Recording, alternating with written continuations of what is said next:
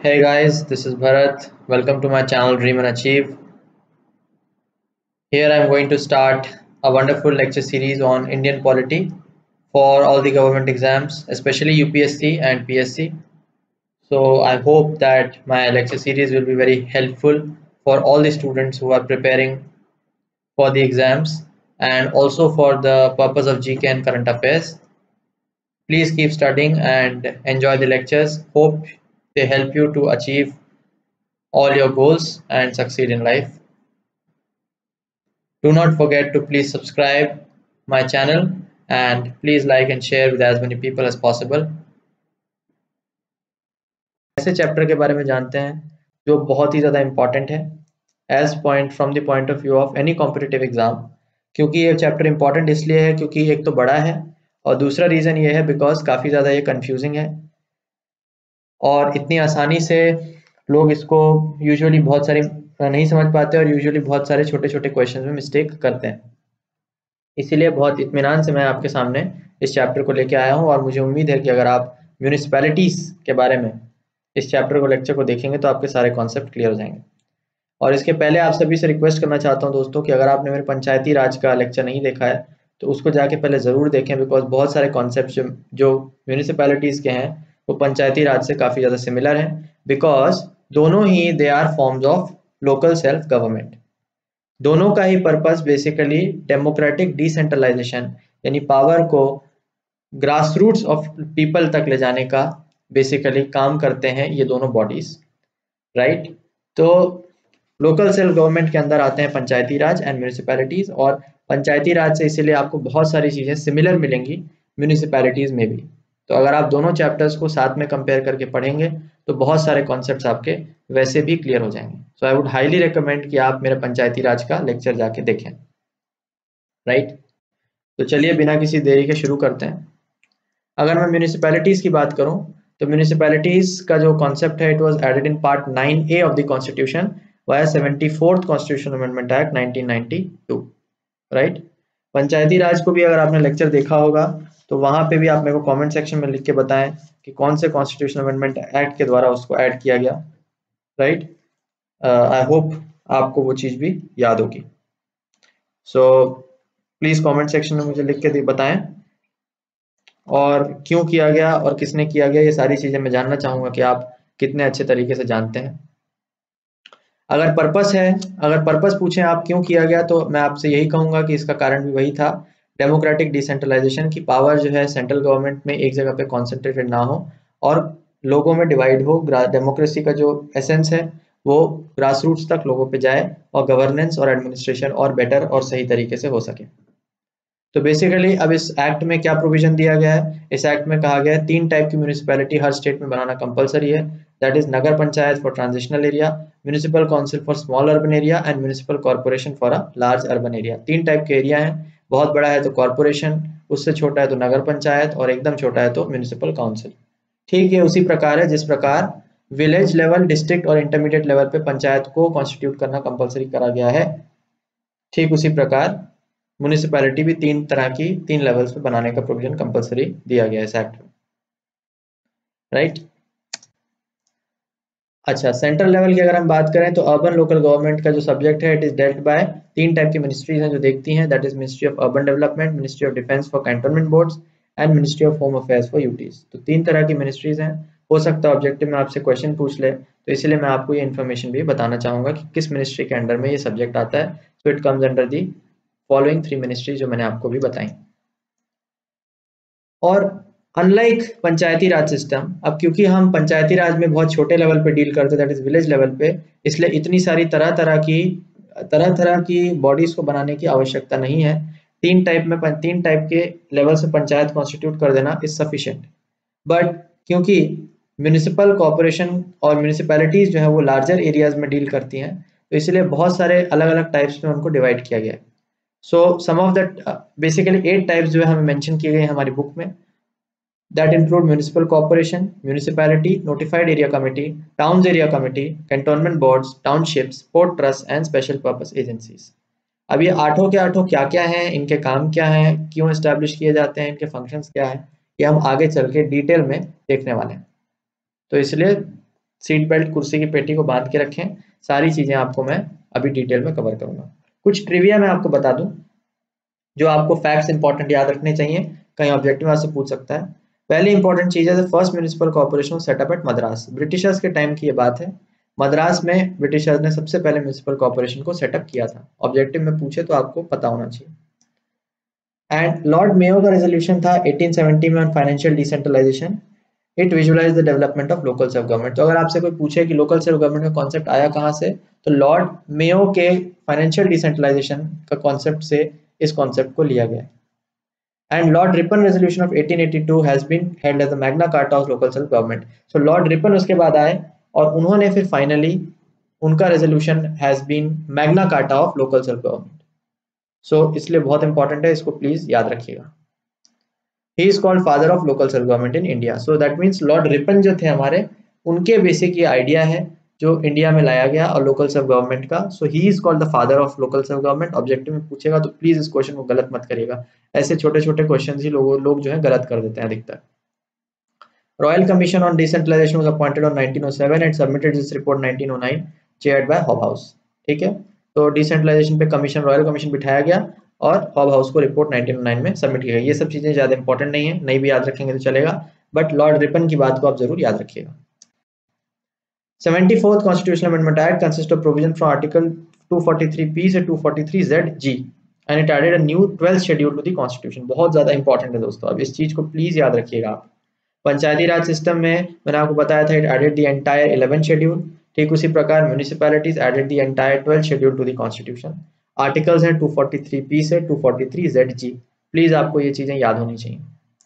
And 18 functional items रखे गए हैं म्यूनिसिपैलिटीज के अंडर आर्टिकल 243W। सो इन पॉइंट्स को प्लीज याद रखिए और मैं आपसे रिक्वेस्ट करूंगा अगर आपको टाइम मिलता है तो please go through the entire 12th schedule और देखने की कोशिश कीजिए कि उसके अंदर क्या क्या आइटम्स आते हैं। बाय हार्ट लर्न करने के लिए मैं आपको नहीं कह रहा हूँ, लेकिन एक बार अगर नजर डालेंगे तो डेफिनेटली आप क्वेश्चन को बेटर तरीके से आंसर कर सकेंगे। हालांकि I will be making a separate lecture on the schedules and how to remember them and what are the important contents in the schedule of our constitution.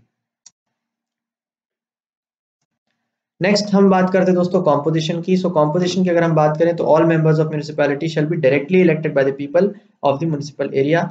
इसके लिए divide होगी territorial constituencies में and they are known as wards. देखिए जैसे पंचायती राज में होता है ठीक उसी प्रकार यहाँ पे भी जो बेसिकली म्यूनिसिपैलिटी के मेंबर्स हैं वो लोगों डायरेक्टली इलेक्टेड होंगे। ऑब्वियस सी बात है दोस्तों, डेमोक्रेसी है, डेमोक्रेसी के एथिक्स के एसेंस को हमें ग्रास रूट्स पे ले जाना है तो पीपल को डायरेक्टली इलेक्ट करना ही पड़ेगा।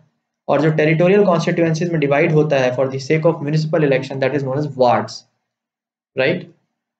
उसके बाद इसका जो चेयरपर्सन है म्यूनिसिपैलिटी का उसको कैसे इलेक्ट करना है उसका प्रोविजन हमारा स्टेट लेजिस्लेचर बना सकता है। स्टेट लेजिस्लेचर के हाथ में पावर है। जिस प्रकार पंचायती राज सिस्टम में बहुत सारे प्रोविजंस की अथॉरिटी स्टेट लेजिस्लेचर को दी गई है, ठीक उसी प्रकार म्यूनिसिपैलिटी की अथॉरिटी भी बहुत जगह पे स्टेट लेजिस्लेचर को दी गई है। इसलिए पूरे इंडिया में कोई यूनिफॉर्मिटी नहीं है म्यूनिसिपैलिटीज के स्ट्रक्चर और कॉन्स्टिट्यूशन में। इसीलिए ये चैप्टर कंफ्यूजिंग हो जाता है और लोग जो है ऑफन कंफ्यूज होकर गलतियां कर देते हैं। बट अगर आप क्लियरली समझेंगे कि भाई क्या चीजें कंपलसरी हैं और क्या स्टेट लेजिस्लेचर के हाथ में है तो मुझे उम्मीद है कि आप गलती नहीं करेंगे। He may also provide for representation of following person। So chairperson जो है वो चाहे तो और भी लोगों को रिप्रेजेंट करने के लिए म्यूनिसिपैलिटी में कह सकता है। जैसे कि कौन, a person having special knowledge experience in municipal administration without the right to vote. अगर कोई स्पेशल नॉलेज वाला बंदा है तो उसको चेयरपर्सन कह सकता है कि आप भी रिप्रेजेंट करिए म्यूनिसिपैलिटी के मेंबर की तरह, बट उसके पास वोटिंग का राइट ऑब्वियसली नहीं होगा। Members of Rajya Sabha and state legislative council registered as electors within municipal area. तो म्युनिसिपल एरिया के अंदर जो राज्यसभा के मेंबर्स यदि हैं या स्टेट लेजिस्लेटिव काउंसिल के मेंबर्स हैं उनको भी रिप्रेजेंटेशन में लाया जा सकता है। ठीक उसी प्रकार लोकसभा के मेंबर्स और स्टेट लेजिस्लेटिव असेंबली के मेंबर्स हैं अगर कॉन्स्टिट्यूएंसी में, उनको भी रिप्रेजेंटेशन के अंदर लाया जा सकता है। चेयरपर्सन के हाथ में ये पावर है।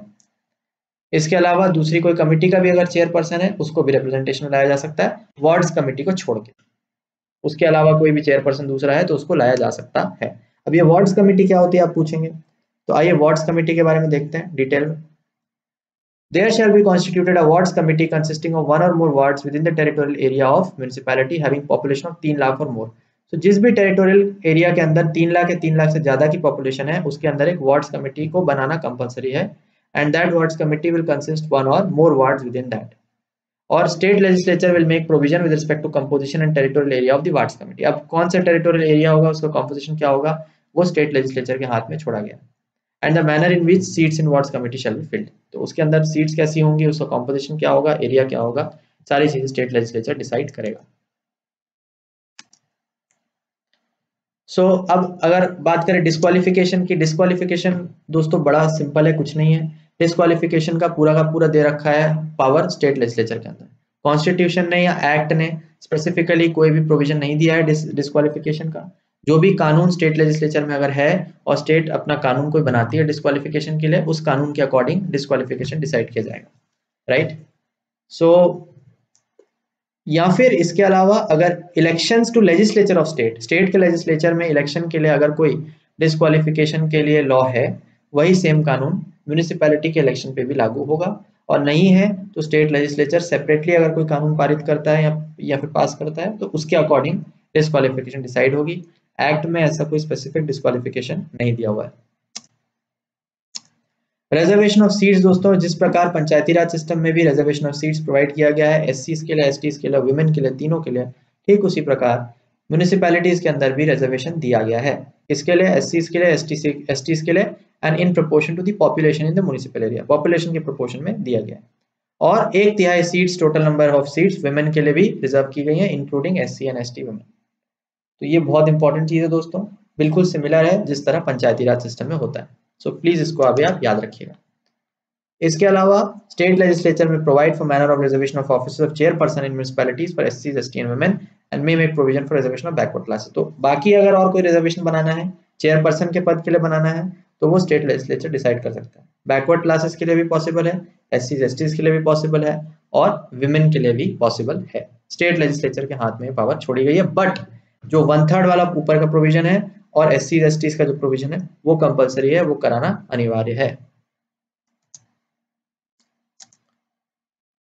अगर ड्यूरेशन की हम बात करें तो ठीक बिल्कुल जैसे कि पंचायती राज का होता है, ठीक उसी प्रकार एक म्युनिसिपैलिटी का ड्यूरेशन भी 5 साल का टर्म प्रोवाइड किया गया है एक्ट में। लेकिन अगर 5 साल से पहले म्युनिसिपैलिटी को डिसॉल्व कर दिया जाता है और उसके बाद दूसरी किसी म्युनिसिपैलिटी को कॉन्स्टिट्यूट किया जाता है, तो वो म्युनिसिपैलिटी पूरे 5 साल कंटिन्यू ना करके रिमाइंडर पीरियड के लिए ही खाली काम करती है। ये ठीक उसी प्रकार है जिस प्रकार पंचायती राज सिस्टम भी है, मैंने आपको वो भी ऑलरेडी बता रखा है। तो इस चीज को जरूर ध्यान रखिएगा, ये क्वेश्चन प्रीलिम्स में भी पहले पूछा जा चुका है, जिन लोगों को पता था उन लोगों ने बहुत आसानी से इसको आंसर कर दिया है। Superintendent's direction and control of preparation of electoral rules and conduct of all elections to municipality shall be vested in State Election Commission. So, urban local bodies या लोकल सेल्फ गवर्नमेंट के जितने भी election से related matter हैं, चाहे वो सुपरिंटेंडेंस हो, direction and control हो, चाहे प्रिपरेशन ऑफ इलेक्टोरल रूल्स, सब स्टेट इलेक्शन कमीशन करता है। बार बार बहुत लेक्चर हो गया मुझे रिपीट करते करते, और मैं आपको बार बार याद दिलाता हूँ कि इलेक्शन कमीशन ऑफ इंडिया का काम है state legislatures, parliament, Lok Sabha and Rajya Sabha में, इन सभी में इलेक्शंस को कंडक्ट कराना, राइट। एंड जो स्टेट इलेक्शन कमीशन है उसका काम है लोकल सेल्फ गवर्नमेंट यानी urban local bodies and Panchayati Raj and municipalities, ये सब जो बॉडीज हैं उनमें इलेक्शन को कंडक्ट कराने का काम उसका है, right. And there is a bar to interference by court in electoral matters. तो इलेक्टोरल मैटर्स से रिलेटेड कोई म्यूनिसिपैलिटी से अगर दिक्कतें आती हैं, दैट इज खास करके डिलिमिटेशन ऑफ कॉन्स्टिट्यूएंसी से अगर कोई कानून में दिक्कत आती है या अलॉटमेंट ऑफ सीट्स में आती है, तो वो किसी भी कोर्ट में क्वेश्चन नहीं किया जा सकता है। मैंने आपको पहले पंचायती राज में भी डिस्कस करके बताया था कि delimitation is a very lengthy process, और उसमें अगर कोई डिस्क्रिपेंसी है तो उसको दोबारा से करना हद से ज़्यादा कॉस्टली, टाइम कंज्यूमिंग एंड बहुत ही ज़्यादा रिसोर्स एग्जॉस्टिव होगा, इसीलिए दोबारा नहीं किया जाता है। और कोर्ट में ऐसे मैटर्स को आप क्वेश्चन नहीं कर सकते हो, अगर एक बार हो गया तो हो गया। No election is to be questioned except by election petition presented to such an authority and such manner is provided by state legislature, right? So again, state legislature provide करेगी कि क्या अथॉरिटी होगी जो इलेक्शन पिटीशन को मंजूर करेगी या complaint ले सकती है। अगेन यहाँ मैटर स्टेट के हाथों में दिया गया है, कोर्ट के हाथों में नहीं दिया गया, बहुत इंपॉर्टेंट है। वरना नॉर्मली क्या होता है, अगर आपको इलेक्शन में डिस्प्यूट लग रही है तो आप इलेक्शन कमीशन के पास जा सकते हो या फिर आप कोर्ट में जा सकते हो केस को फाइल करने के लिए। बट म्यूनिसिपैलिटी और पंचायती राज दोनों के ही केस में क्या होता है, स्टेट लेजिस्लेचर के हाथ में प्रोविजन है, वो किसी अथॉरिटी को कह सकता है कि भाई आप जो है इलेक्शन पिटीशन को लोगे और उसी को ही election petition proper procedure define किया गया है, उसी के थ्रू ही कंप्लेंट्स ली जा सकती है। इसके अलावा और फर्दर क्वेश्चनिंग नहीं की जा सकती। पावर्स एंड फंक्शंस देखिए दोस्तों, देखते हैं very similar to that of municipality of Panchayati Raj. So I hope कि बहुत आसानी से आप इसको समझ जाएंगे अगर आपने मेरा पंचायती राज का लेक्चर देखा है तो। So first is preparation of plans for economic development and social justice. So that is the one of the powers. And powers and functions क्या होने वाले हैं, ये भी कौन डिसाइड करेगा, स्टेट लेजिस्लेचर। अनफॉर्चुनेटली बहुत ही भारी मात्रा में इसके पावर्स क्या होंगे, वो स्टेट लेजिस्लेचर के हाथ में कंट्रोल है। तो स्टेट लेजिस्लेचर ही डिवॉल्व कर सकता है पावर्स एंड रिस्पॉन्सिबिलिटीज किस किस मैटर्स में। Preparation of plans for economic development and social justice पहला। दूसरा, implementation of schemes for economic development and social justice as interested to them. And there are 18 matters in the 12th schedule. पहले भी मैंने आपको बताया कि जो 18 मैटर्स दिए गए हैं उनसे रिलेटेड अगर कोई स्कीम्स हैं जो इम्प्लीमेंट करवानी है, उनको करवाने के लिए और इकोनॉमिक डेवलपमेंट और सोशल जस्टिस के को पालन करवाने के लिए इनको पावर्स स्टेट लेजिस्लेचर डिवॉल्व कर सकता है, राइट। सो स्टेट लेजिस्लेचर में endow municipalities in such power authority as may be necessary to enable them to function as institutions of self governance. ये सेम लाइन मैंने आपको पंचायती राज में भी बोली थी और बताया था कि सेल्फ गवर्नेंस के इंस्टीट्यूशंस ये बन जाएं, उसके लिए जो भी नेसेसरी पावर्स इनको देने की जरूरत है वो स्टेट लेजिस्लेचर डिसाइड करके दे सकता है, राइट। सेम चीज है।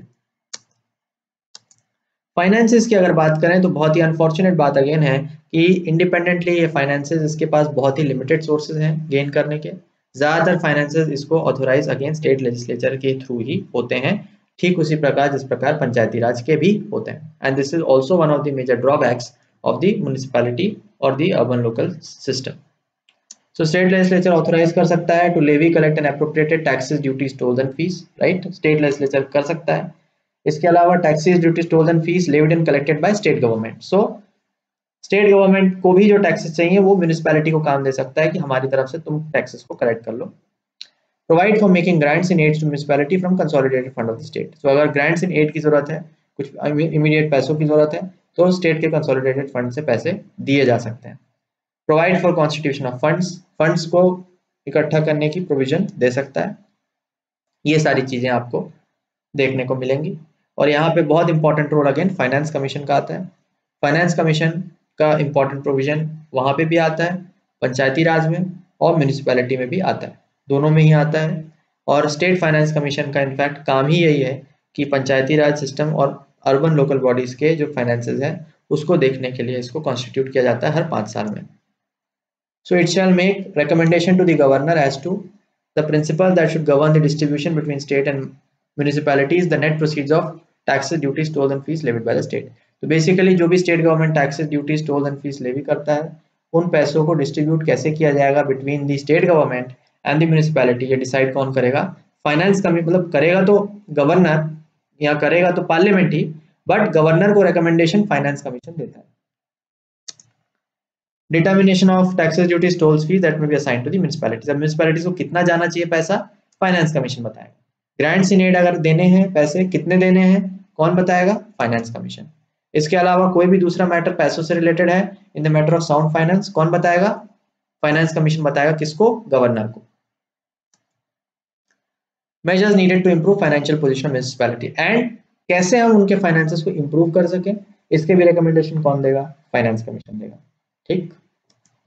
सो आई होप कि आपको ये चीज क्लियरली समझ में आ गई होगी, because it is very very similar to that of the Panchayati Raj institutions. अगर आपने वो लेक्चर नहीं देखा है, रिपीट करता हूं कि उसको प्लीज जाके देखें।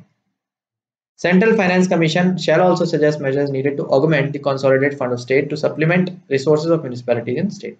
Again, so Central Finance Commission का भी यहाँ पे थोड़ा सा रोल आ सकता है, वो consolidated fund of state को augment कर सकता है to supplement the resources of municipality। तो वो भी even recommendation दे सकता है कि आप थोड़ा सा पैसा municipalities को या even पंचायती राज institutions को दें अपने consolidated fund से, so वहां से भी पैसा आ सकता है। अकाउंट ऑफ ऑडिट की, अगर अकाउंट्स की ऑडिट की हम बात करें तो जिस प्रकार पंचायती राज इंस्टीट्यूशंस में स्टेट लेजिस्लेटर डिसाइड करता है कि कैसे उनके अकाउंट्स मेंटेन होंगे या ऑडिट होंगे, ठीक उसी प्रकार यहाँ भी स्टेट लेजिस्लेचर ही डिसाइड करता है। And the president of India may direct that the provisions of this act shall apply to any UT subject to such exception और modification as is may specified. तो यूटी पे भी अगर इसको apply करना है तो प्रेसिडेंट डिसाइड कर सकता है कि किस प्रकार अप्लाई किया जाएगा, सिमिलर सेम तरीके से या मॉडिफाई करके जैसे भी उसकी इच्छा हो वैसे कर सकता है। And it does not apply to Darjeeling Gorkha Hill Council of West Bengal and the scheduled areas and tribal areas in the state. Right? So Act उस पे अप्लाई नहीं करता है, Darjeeling Gorkha hill council of West Bengal पे अप्लाई नहीं करता है। पहले भी मैं डिस्कस कर चुका हूँ पंचायती राज इंस्टीट्यूशन, बिकॉज उनका सिस्टम पूरा अलग चलता है।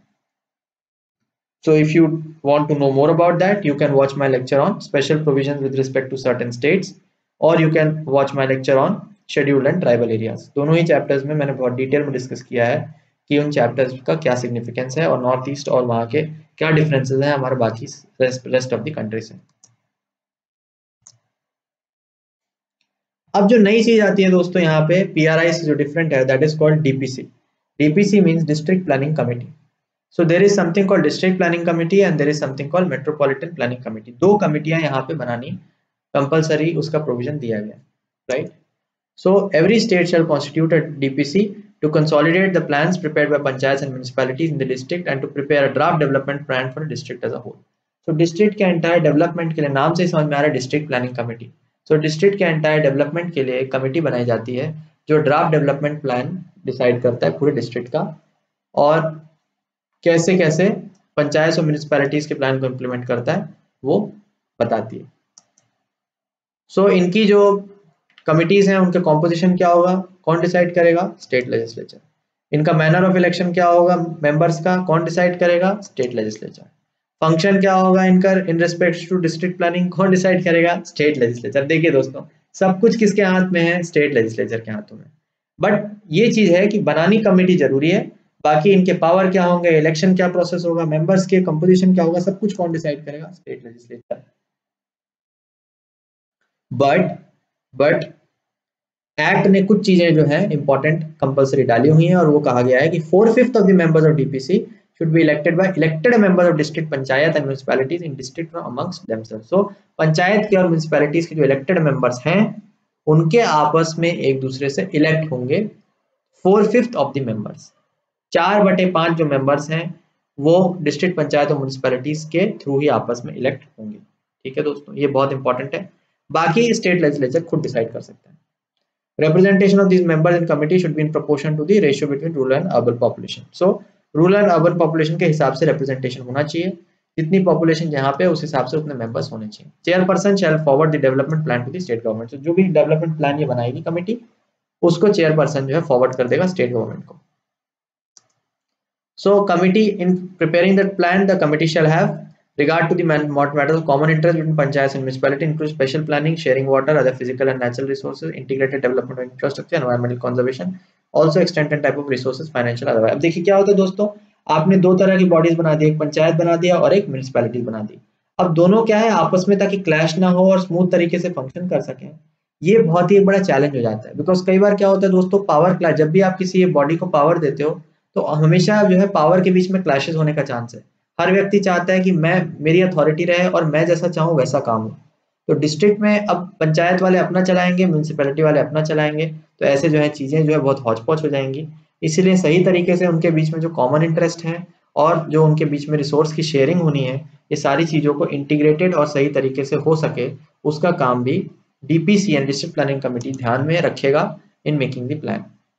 Consult such institution organisation government में स्पेसिफाई, ऑब्वियसली गवर्नमेंट अगर कोई ऑर्गेनाइजेशन को स्पेसिफाई करती है वहां पे प्लान को कंसल्ट वो करेंगे। ही किसी का भाई होता है मेट्रोपॉलिटन एरिया कमेटी, इसको भी बनाया जाता है to prepare a draft development plan for the metropolitan area. District अगर छोटा है तो उसके लिए DPC बनता है, बहुत बड़ा मेट्रोपोलिस है उसके लिए MAC बनता है, metropolitan area committee. State legislative assembly may make provision with respect to composition exactly similar to that of DPC। अब जो DPC के लिए था एग्जैक्टली सारे के सारे पॉइंट्स मेट्रोपॉलिटन एरिया कमेटी पे भी अप्लाई होंगे। मैंने जानबूझ के लिखा नहीं है क्योंकि जबरदस्ती का जगह भरेगी और जबरदस्ती आप लोग कंफ्यूज होंगे। Same exactly provision, manner of election से लेकर हर चीज स्टेट लेजिस्लेचर डिसाइड करता है। बट डिफरेंस सिर्फ इतना है कि वहां पे 4/5 था, यहाँ पे 2/3 है, 2/3 of members should be elected by elected members of municipalities and chairperson of panchayat in metropolitan areas from among themselves. So यहाँ पे 2/3 मेंबर्स हैं, वहां पे 4/5 ऑफ मेंबर्स था from the elected members of panchayat and municipalities. यहाँ पे है 2/3 of members from municipalities and chairperson of panchayat, not all members, chairperson of panchayat, उसमें से 2/3 होना जरूरी है। And of course representation should be in proportion to ratio between population of municipalities and panchayat.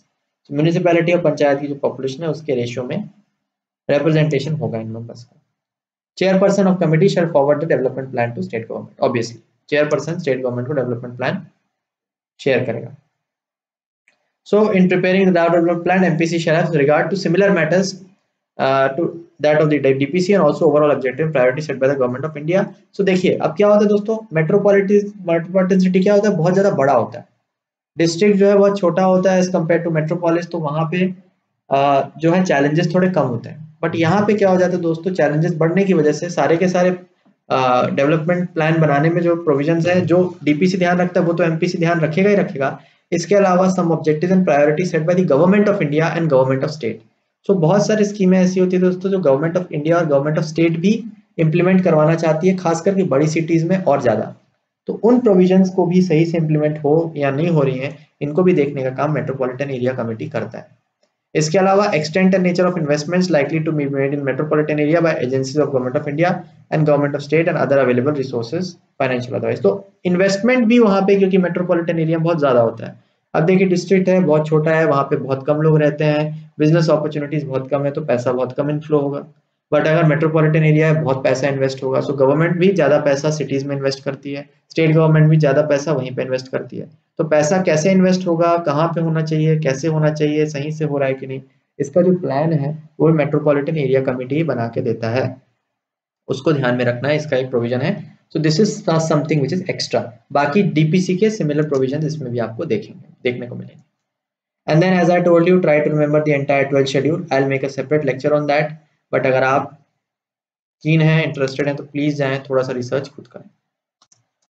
और आइए अब हम सारे के सारे जो मैंने आपको 8 टाइप्स ऑफ म्यूनिसिपैलिटीज यानी अर्बन बॉडीज बताया था, उन सभी के बारे में हम एक एक करके डिटेल में डिस्कस करते हैं कि वो क्या है और उनका काम क्या है। हालांकि मैंने बहुत सारी चीजें आपको ऑलरेडी बता दी, but let us look at it again and in more detail. पहला है दोस्तों म्यूनिसिपल कॉर्पोरेशन। नाम से क्लियर है दोस्तों, it is for the administration of very big cities like Delhi, Mumbai. तो जो मेट्रोपॉलिटन सिटीज होती है जहाँ पे बहुत ज्यादा बड़ा पॉपुलेशन डेंसिटी होती है और बहुत ज्यादा लोग रहते हैं, वहां पे एडमिनिस्ट्रेशन के लिए म्यूनिसिपल कॉर्पोरेशन की रिक्वायरमेंट होती है, right. So it consist of a council which is the deliberative and legislative wing of the corporation.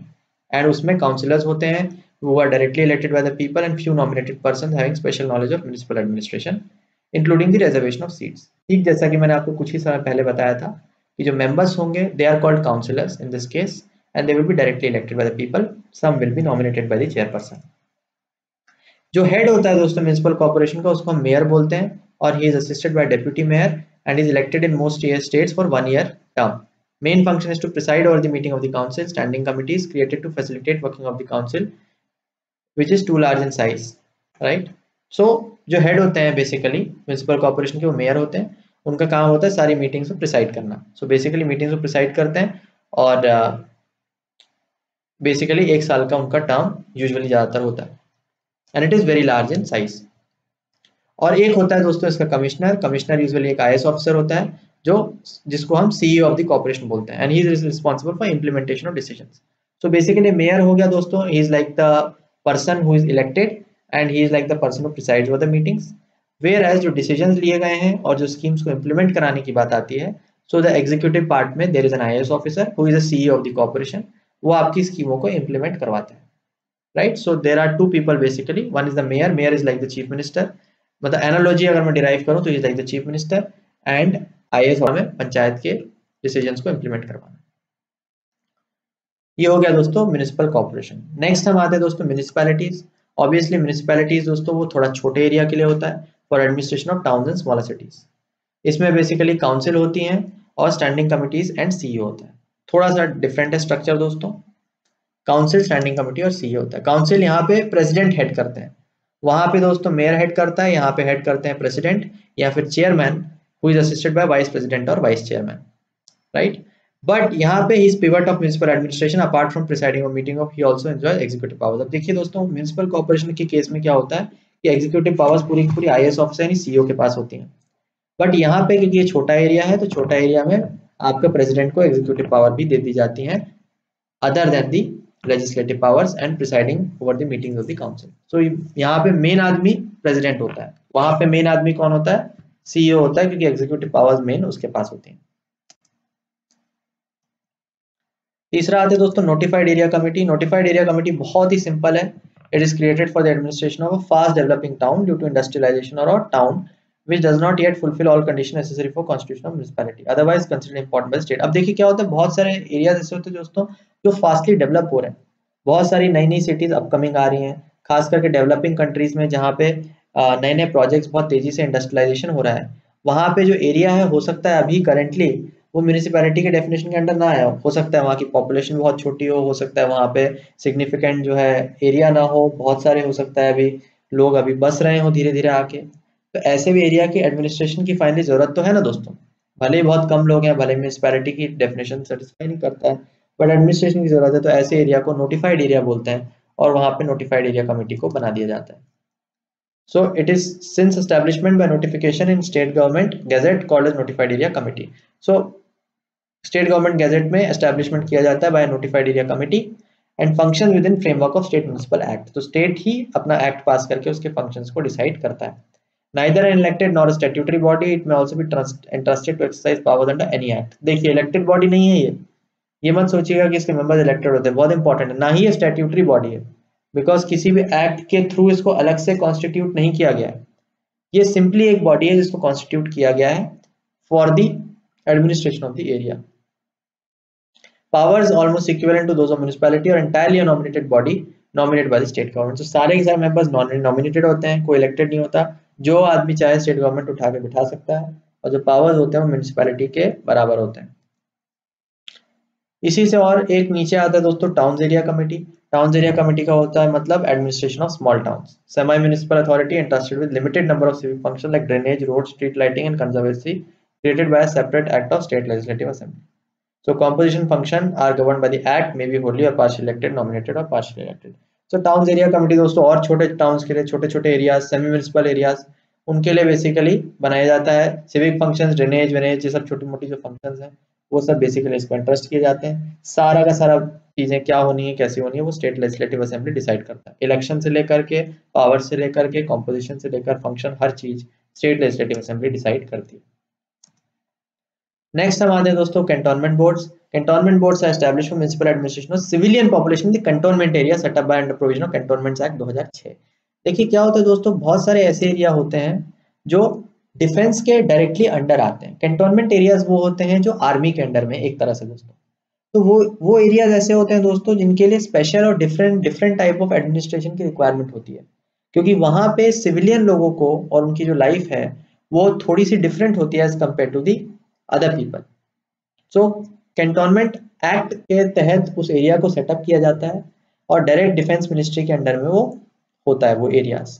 ठीक है दोस्तों, और वहां पे अब वो एरियाज क्यों बनाए जाते हैं वो पूरा पूरा कैंटोनमेंट एक्ट में बताया गया है। मे भी हो सकता है वहां पे कभी टेररिस्ट अटैक हुआ हो, वो खतरे वाला एरिया हो, मे बी वो आर्मी के पॉइंट ऑफ व्यू से या एयरफोर्स के पॉइंट ऑफ व्यू से बहुत ही स्ट्रेटेजिक लोकेशन है, मे बी वहाँ का बहुत ज्यादा सिग्निफिकेंस है for the defence of the country, बहुत सारे रीजंस हो सकते हैं दोस्तों, बट द पॉइंट इज कि that area has a great influence of the army और the armed forces, because of that the administration उसका बहुत अंतर होता है, थोड़ा उसका अलग होता है।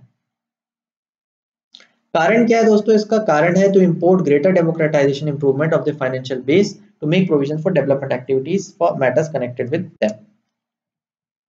ठीक है, अब इसमें कौन कौन से लोग होते हैं दोस्तों, पार्टली इलेक्टेड होते हैं और पार्टली नॉमिनेटेड होते हैं, and the elected members hold office for 5 years, 5 साल का टर्म उनका होता है। नॉमिनेटेड मेंबर्स जो हैं तब तक रह सकते हैं जब तक उनकी पोजीशन बरकरार है। और जो प्रेसिडेंट होता है दोस्तों, is the ex officio president of the board, he is a military officer of the commanding station. Sir cantonment board का दोस्तों एक कमांडिंग स्टेशन होगा, उस कमांडिंग स्टेशन का जो भी मिलिट्री ऑफिसर होगा is the ex officio chairperson and is elected by elected members from among themselves. तो उनके जो आपस में मेंबर्स हैं कैंटोनमेंट बोर्ड के, वो आपस में इलेक्ट करते हैं अपने मिलिट्री ऑफिसर को, and he will be the ex officio president of the board. Function सारे के सारे म्यूनिसिपैलिटी से सेम होंगे, but there are obligatory functions and discretionary functions, and sources of revenue are both tax and non-tax revenue। CEO is appointed by President of India and implements all resolution decision of the board and its committees। तो CEO जो होगा उसको हमारे president directly appoint करेंगे यहाँ पे इस case में, ठीक है। और वो सारे के सारे जो भी है कैंटोनमेंट बोर्ड के डिसीजंस, उन सभी डिसीजन को इम्प्लीमेंट करवाएगा और सोर्सेज ऑफ रेवेन्यू वगैरह भी कलेक्ट वो करेंगे, tax and non tax. Then हम जाते हैं दोस्तों टाउनशिप में। टाउनशिप क्या होता है? टाउनशिप कुछ नहीं होता दोस्तों, आपने सुना होगा, it is established by large public enterprises to provide civic amenities to staff and workers who live in household colonies build near the plant. Enterprise appoints a town administrator to look after administration has no elected members. Simple है दोस्तों, बहुत सारे बड़े बड़े power plants होते हैं जो बहुत ही रिमोट एरियाज में बनाए जाते हैं, क्योंकि because of various reasons, may be because वहाँ पे जमीन सस्ती थी, मे बी बिकॉज वहाँ रिसोर्स जो है बहुत ज़्यादा इजिली अवेलेबल था, मे बी बिकॉज वहाँ पे आपका बहुत ज़्यादा नेचुरली वो एरिया रिच था, मे बी बिकॉज वहाँ से ट्रांसपोर्टेशन ईजी हो सकता है, कुछ भी रीज़न हो सकता है दोस्तों, ठीक है। तो रिमोट प्लेसेस में जब बनाया जाता है तो एक प्लांट में दोस्तों huge amount of staff and people need to be working. जैसे कि आपके बड़े बड़े स्टील प्लांट हो गए, भेल हो गया, सीपेट हो गया, है ना, आपका सेल हो गया, गेल हो गया, भिलाई स्टील प्लांट हो गया, तो ये सब जितने भी प्लांट्स हैं उनमें, बाल्को हो गया, इनमें क्या होता है दोस्तों, बहुत सारे जो वर्कर्स उसमें काम कर रहे हैं उनको रहने की जगह की रिक्वायरमेंट है। अब आसपास सिटी तो है नहीं, ना फिर नहीं आसपास टाउन है, तो क्या करते हैं, पूरा का पूरा एक टाउनशिप वो लोग क्रिएट कर देते हैं, जहाँ पे एक पूरा का पूरा हल्के छोटे से टाउन टाइप का माहौल क्रिएट होता है और आपके वर्कर्स को रहने की फैसिलिटी दी जाती है और उनको एक एडमिनिस्ट्रेशन उनका किया जाता है और एक टाउन एडमिनिस्ट्रेटर को अपॉइंट कर दिया जाता है, वो बंदा उसके एडमिनिस्ट्रेशन को पूरे टाउन उसको देख लेता है, सिंपल, और कुछ नहीं है। सो उनकी सुविधा के लिए, उनके कॉलोनियों में हाउसेज में उनको रहने के लिए, प्लांट में काम करते रहने के लिए इस टाउनशिप को बनाया जाता है।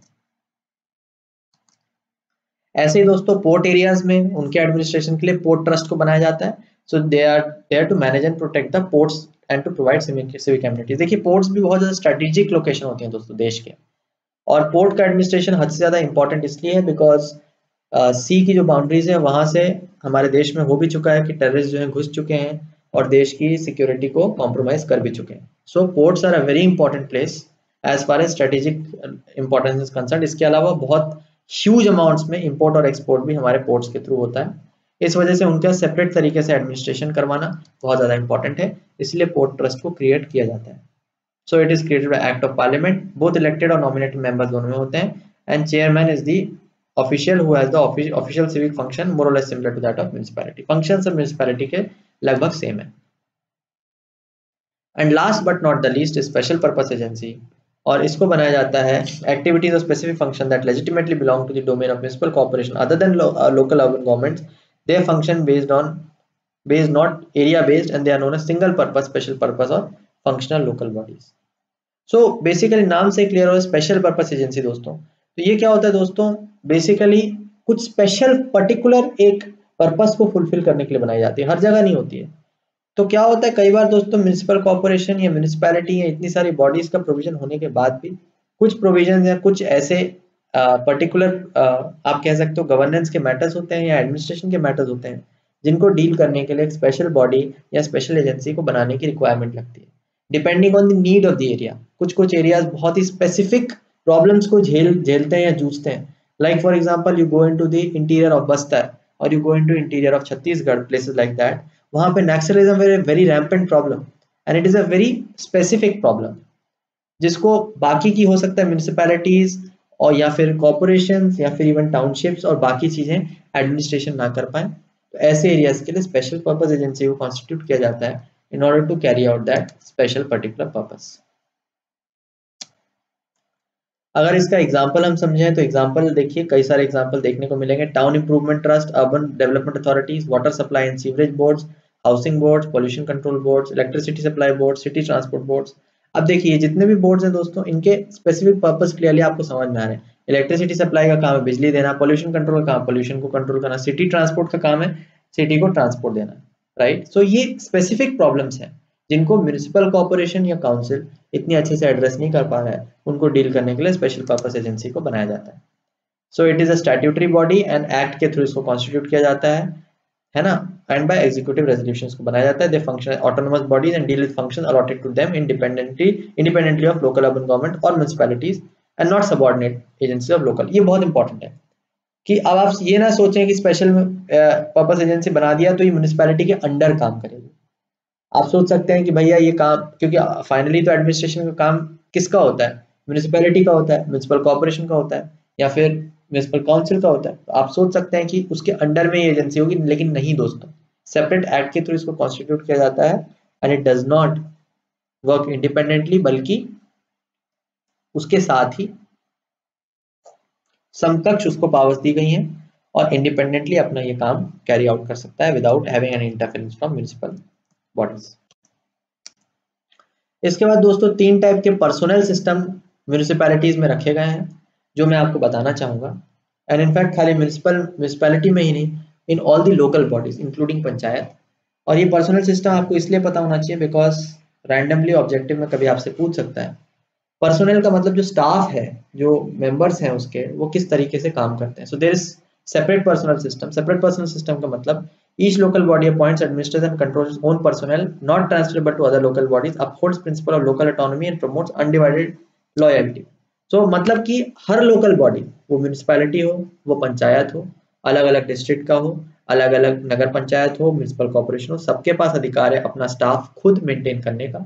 और वो स्टाफ को आप ट्रांसफर किसी दूसरे लोकल बॉडी में नहीं कर सकते। पंचायत वालों को म्यूनिसिपैलिटी में नहीं भेज सकते, इवन एक म्यूनिसिपैलिटी से दूसरी म्यूनिसिपैलिटी में भी नहीं भेज सकते। यूनिफाइड पर्सनल सिस्टम में क्या होता है, स्टेट गवर्नमेंट के अंदर सारे के सारा कंट्रोल आ जाता है और वो अपॉइंट करता है कि म्यूनिसिपैलिटी में कौन कौन से पर्सनल होंगे और एक स्टेट वाइड सर्विसेज की तरह उनको कैडर अलॉट किया जाता है और cadres are created for all urban bodies and transferable between local bodies. Simple है, आप क्लियरली समझ गए होंगे कि भाई अब म्यूनिसिपैलिटी खुद फ्री नहीं है अपने स्टाफ चुनने के लिए। स्टेट गवर्नमेंट जो है उसके स्टाफ को चुनेगी, एग्जाम लेगी और फिर उनको कैडर की तरह अलॉट कर देगी कि तुम इस म्यूनिसिपैलिटी में जाओ, तुम उसमें जाओ, और फिर ट्रांसफर्स भी उनके एक म्यूनिसिपैलिटी से दूसरी म्यूनिसिपैलिटी में पॉसिबल है रहते हैं। So that is the transferable system, इसको यूनिफाइड पर्सनल सिस्टम बोलते हैं। But this is not very prevalent, separate personnel system is more prevalent. ऐसे ही एक तीसरा होता है दोस्तों इंटीग्रेटेड पर्सनल सिस्टम। इसमें personal of state government and local bodies form part of some service transferable not only between local bodies and state but also between departments of state government. No, here no distinction between local civil service and state civil service. Various national level institutions providing training to the municipal personnel। अब देखिए क्या होता है। so, यहाँ पे एक integrated system होता है जहाँ पे स्टेट गवर्नमेंट की जो पर्सनल होते हैं they form part of some service transferable not only between local bodies but also between departments of state. अब सोचिए, मतलब कि स्टेट गवर्नमेंट ने अपने डिपार्टमेंट्स को भी यूनिफाई कर लिया।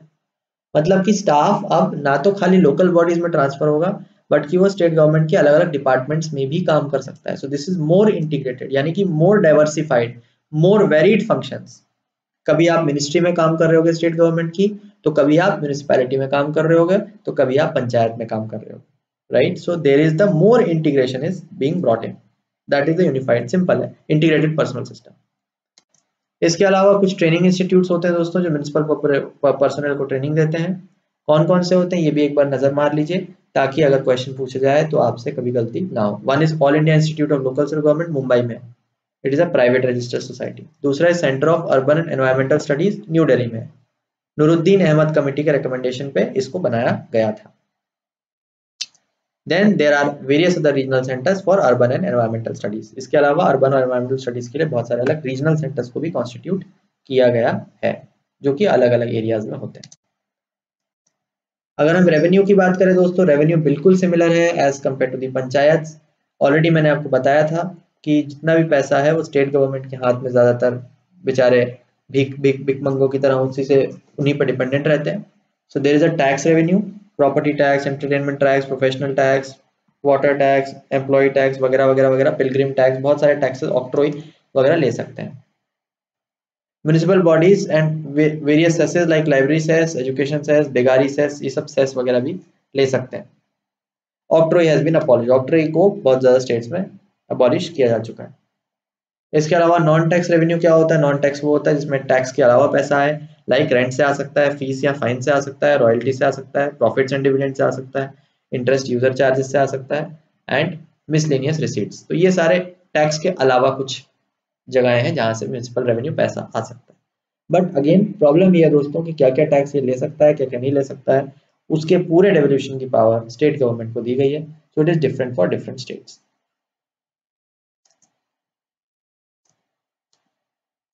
ग्रांट से डेफिनेटली इसके अलावा दोस्तों पैसा आ सकता है, मैंने आपको ऑलरेडी बताया था। ग्रांट्स इन एड्स अगेंस्ट स्टेट गवर्नमेंट दे सकती हैं, इवन सेंट्रल गवर्नमेंट भी दे सकती हैं for the carrying out of the reform initiatives. Devolution से आ सकता है। डेवोल्यूशन, ग्रांट और डेवोल्यूशन में अंतर क्या है दोस्तों? डेवोल्यूशन में डायरेक्टली पैसे को ट्रांसफर कर दिया जाता है फंड्स के थ्रू। ग्रांट्स मतलब कि इमरजेंसी में आपको पैसे की जरूरत की तो ग्रांट कर दिया। डेवोल्यूशन ऑफ फंड्स मतलब पहले से एलोकेट किया गया है, इस पर्टिकुलर काम के लिए आपको इतना पैसा दिया जाएगा, that is the devolution of fund. So funds to urban local bodies from state government, devolution is made on the basis of recommendation of state finance commission. So finance commission जितना पैसा recommend करता है, that is पैसा comes under the devolution. Whereas अचानक से emergency में अगर जरूरत पड़ी तो दया भाव की तरह दे दिया उठा के पैसा, ये लो भाई इतना रख लो, खर्च कर लेना, that is called a grant. Obviously loans तो ले ही सकता है दोस्तों, बॉडीज ऑब्वियसली लोन्स को रेज कर सकता है, गवर्नमेंट से ले सकता है, फाइनेंशियल इंस्टीट्यूशन से ले सकता है, बैंक से ले सकता है, कहीं से भी लोन ले सकता है। Then there is a central council of local government दोस्तों, इसको 1954 में सेटअप किया गया under article 263 by an order of the president of India. It is an advisory body that consist of minister for urban development in government of India and ministries for local self government states. Union minister acts as the chairman of the council. तो एक council को basically दोस्तों बनाया गया है, ये basically advisory body है जिसमें मिनिस्टर ऑफ अर्बन डेवलपमेंट होते हैं और union minister, state union minister chairman की तरह काम करता है। सो बेसिकली लोकल गवर्नमेंट को सेंटर में रिप्रेजेंट करने का काम करता है। फंक्शंस क्या हैं? पॉलिसी मैटर्स को रेकमेंड करता है, प्रपोजल्स फॉर लेजिस्लेशन के प्रपोजल्स बनाता है, examining possibility of cooperation between centre and states, right, centre और स्टेट्स के बीच में कोऑपरेशन की क्या पॉसिबिलिटी है, ये सारी चीजों को देखता है। कॉमन प्रोग्राम ऑफ एक्शन बनाने की कोशिश करता है and then recommending central financial assistance. तो केंद्र सरकार यानी सेंट्रल सरकार कितना पैसा देगी वो भी डिसाइड करने में recommendation central council of local government करता है। तो ये इसके कुछ काम है, बहुत ज़्यादा इंपॉर्टेंट नहीं है दोस्तों, मुझे नहीं लगता कि कभी आएगा, but I think you should take a look at it and remember as much as you can. So दोस्तों देखिए कितना ज़्यादा बड़ा चैप्टर था ये, मतलब मैं भी आप लोगों को लेक्चर देते देते थक गया पढ़ाते पढ़ाते, बट आई होप कि आपको क्लियरली समझ में आया होगा। अगर आपने मेरे पंचायती राज का लेक्चर नहीं देखा है तो प्लीज़ मैं आपसे रिक्वेस्ट करूंगा कि उस लेक्चर को साथ में जाके देखें, राइट, ताकि आपको चीजें और क्लियरली समझ में आए। So reviewing the work done by local bodies with central financial assistance, वही सेम चीज दोस्तों कि लोकल बॉडीज ने सही से काम किया या नहीं किया, सेंट्रल फाइनेंशियल असिस्टेंस है वो रिव्यू भी ये करता है। So this was all about the lesson दोस्तों। आई नो कि थोड़ा सा लंबा हो गया और आप लोग हो सकता है आपको ग्रैब करने में दिक्कत हुई होगी, बट मैं आपसे रिक्वेस्ट करूंगा you are free to watch the lecture as many times as possible, as slowly as possible. Please बार बार देखें, धीरे धीरे देखें, पॉज करके देखें, सारी चीज़ों को नोट बना लें और अपने दिमाग में बार बार रिविजन करके अगर बिठाएंगे तो मैं आपसे वादा करता हूँ कि आपको सारी चीज़ें बहुत अच्छे से याद हो जाएंगी। सो आई होप कि आपको लेक्चर अच्छा लगा होगा और आपसे मिलते हैं नेक्स्ट लेक्चर में। प्लीज़ आपसे रिक्वेस्ट करता हूँ कि चैनल को सब्सक्राइब जरूर करें and have a nice week, stay safe and good bye.